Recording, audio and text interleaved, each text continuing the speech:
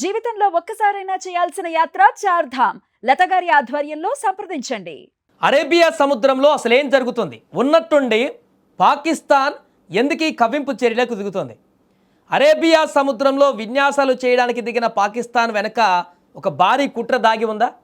ఈ సందర్భంలో ఇండియాతో కయ్యం పెట్టుకోవడానికి కాలు దువ్వుతున్నటువంటి పాకిస్తాన్ వ్యూహం వెనుక ఎవరున్నారు?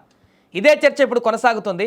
ఇప్పటికే మొన్న ఆపరేషన్ సింధూర్ తర్వాత తోక ముడిచి వెళ్ళిపోయి పారిపోయి భయభ్రాంతులకు గురైనటువంటి పాకిస్తాన్ మరలా నేరుగా ఎదుర్కోలేక కవ్వింపు చర్యలకు దిగుతూ ఎలా భారత్తో గిల్లిగజ్జాలు పెట్టుకోవాలని చూస్తున్నట్టుగా కనపడుతుంది. తాజాగా అరేబియా సముద్రంలో మన సముద్ర పరిధిలోకి వచ్చి అక్కడ దాన్ని ఆక్యుపై చేశామనేటువంటి విధంగా వారి ప్రకటనలు చేసి ఒకే ఒక్క అస్త్రం భారత్ పాకిస్తాన్ చేసేటువంటి ఈ చర్యలను చూసి ఒకే ఒక్క అస్త్రం ఐఎన్ఎస్ ధ్రువ్ ఇలా వెళ్ళిందో లేదో తోక ముడిచి పరిగెత్తుకుంటూ వెళ్ళిపోయింది పాకిస్తాన్ అక్కడి నుంచి, సముద్రం నుంచి.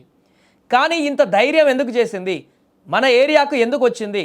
అక్కడ ఏం జరుగుతుంది? ఎందుకు ఇలాంటి ఒకవైపు ఆపరేషన్ సింధూర్తో దెబ్బ తగిలి ఉంది, అమెరికా ఎంట్రీ తోటి వాళ్ళ కాళ్ళ మీద పడి, అమెరికా మీద అదేవిధంగా ఇండియా కాళ్ళ మీద పడి, వీళ్ళ మీద పడి యుద్ధం నుంచి పారిపోయి మరలా ఇప్పుడు ఎందుకు గెలకడానికి ప్రయత్నం కొనసాగిస్తుంది అనుకునే దాంట్లో ఒక 2 పాయింట్లు ప్రధానంగా కనిపిస్తున్నాయి.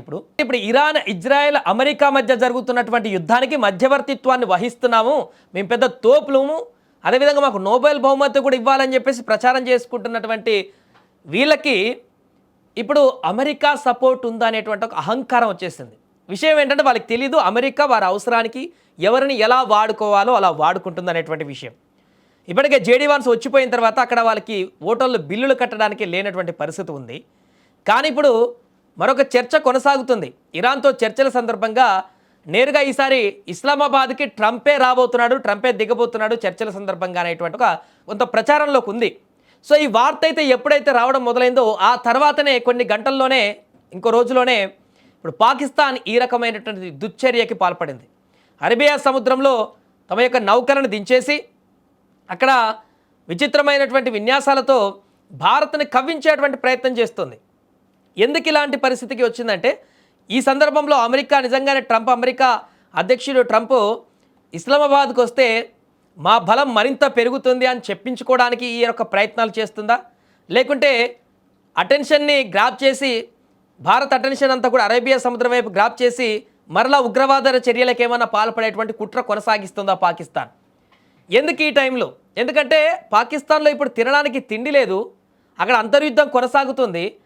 ఇప్పుడు ఆ ఇరాన్, ఇజ్రాయెల్ యుద్ధం కారణంగా చమురు ధరలు పెరిగిపోయి, పెట్రోల్ డీజిల్ ధరలు విపరీతంగా పెరిగిపోయి అక్కడ ప్రజల్లో తీవ్రమైనటువంటి వ్యతిరేకత మొదలవుతుంది. రోజు రోజు మరింత దిగజారుతున్నాయి పరిస్థితులు. అక్కడ వస్తువులన్నీ, తినే వస్తువులన్నీ పెరిగిపోతున్నాయి ధరలు. దీంతో ప్రజలు ఎప్పుడు ఎదురు తిరిగి ప్రభుత్వం పైన శ్రీలంక, బంగ్లాదేశ్లో ఏ రకమైనటువంటి ఎదురు తిరగడం, అంతర్యుద్ధం మొదలైందో అలాంటి పరిస్థితి ఇప్పుడు పాకిస్తాన్లో వచ్చేటువంటి పరిణామం కనపడుతున్న సందర్భంలో ఆ యొక్క పరిణామాన్ని దారి మళ్లించడం కోసం, లేకుంటే దాన్ని ప్రజల నుంచి డైవర్ట్ చేయడం కోసం పాకిస్తాన్ ప్రభుత్వాలు చేసేటువంటి కుట్రపూరితమైనటువంటి వైఖరిలో ఇదొక భాగం కూడా అయి ఉండవచ్చు.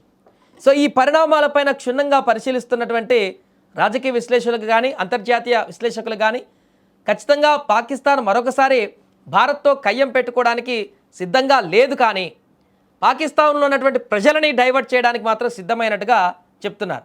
ఏదేమైనా అరేబియా సముద్రంలో నెలకొన్నటువంటి ఉద్రిక్త పరిస్థితులకు ప్రస్తుత కారణాలు అనేకం ఉన్నా కూడా, మరలా వెనకడుగు వేసినా కూడా పాక్ మరలా ఇలాంటి గిల్లిగజ్జలు పెట్టడానికి సిద్ధంగా ఉండేటువంటి అవకాశం కనిపిస్తోంది. నేరుగా తలపడేటువంటి ధైర్యం లేదు, ఆ స్థైర్యం లేదు. అందుకే ఏదో చిన్న అలజడి సృష్టించాలి, ఆ తర్వాత భారత రంగంలోకి దిగగానే పరిగెత్తుకుంటూ వెళ్ళిపోవాలి, పారిపోవాలి. ఇలాంటి పరిణామాలు చేయడంలో పాకిస్తాన్ దిట్ట కాబట్టి ప్రస్తుత పరిణామాలను పెద్దగా సీరియస్ తీసుకోవాల్సిన పని లేదు. అరేబియా సముద్రంలో ఏమీ చేయలేదు పాకిస్తాన్ అనేటువంటి విషయాన్ని కూడా భారత్కు సంబంధించిన నిపుణులు కూడా చెప్తున్నారు.